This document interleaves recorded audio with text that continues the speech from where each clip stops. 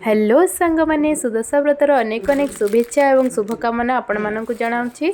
देखो पूर्वदिन आम किपर भाव में प्रस्तुत करूँ। एथर मु प्रथम थर पर सुदशा व्रत कली तेणुक देखो 10टी व्रत गोमती चक्र काठ पानिया शंखा कौड़ी आमर ऐना सबकि आसी 10 प्रकार फूल भी आसी।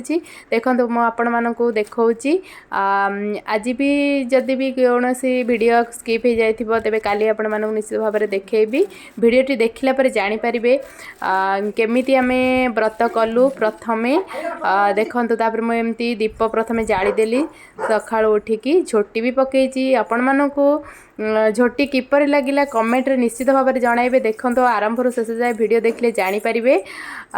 देखो आमर मम्मी एमती भाव में सजे देइचंती। देखु ये व्रत भी रही सब जिनस 10 प्रकार फूल फल धान एमती भाव में सजेकी रखिदे। दीप आलती करने को कर्पूर आउ घीर एमती बड़ी देती। देखु खटुली रखी धान किसी दे देती। कलशरे आंब डाल गोमती चक्र पैसा 2टा कौड़ी पकई किसी टाइम मिलला तो वीडियो अल्प करदेली। देखु निश्चित भाव में आपण मानक भिडटी केमती लगिला भिडटी देखला पर जानवे और कमेंट रे जनइबे। तापरे देखो पूजा सरला परे मु बही पढ़िली सब गंठीर ना आपण मानक कहूँ निश्चित भाव में शुणु। द्वितीय गंठीर नाम हेला कमलिनी तृतीय गंठीर नाम श्रीहरि प्रिया चतुर्थ गंठीर नाम अटे पद्मालया पंचम गंठीर नाम सिंदूर अटई कमला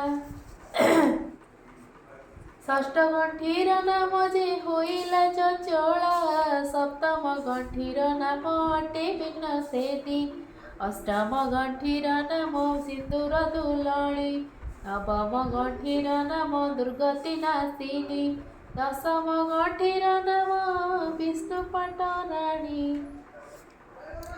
लक्ष्मी दश नाम धरी व्रते गंठी देले।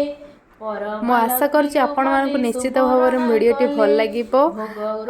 देखु प्रथमे किपर भाव में आम कौन कौन सब कलु जी भी प्रथमे ओषा करती सुदशा व्रत तार किसी भी नियम थाए से अनुसार आम करूँ।